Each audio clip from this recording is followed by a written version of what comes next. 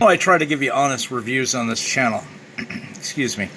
This video is going to be very short, very quick, very simple. I was going on a road trip.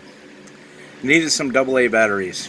For my HT, I got a little UHF, a Linko HT. If you haven't seen that video, go watch that. Anyways, so I stopped at Harbor Freight. It was close, it was convenient. They had these things on sale for like $2.49 for a 24 pack. I thought, let's give them a try. So I bought 3 of these 24 packs. Thank God they were cheap.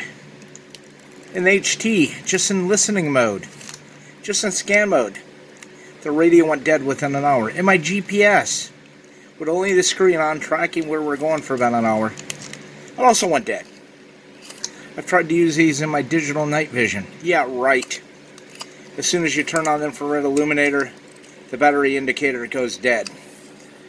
I guess the old adage is you pay for what you get. Anyways, Harbor Freight ThunderBolt batteries, caveat emptor. As soon as you put any drain to them, any current requirement, they're just depleted.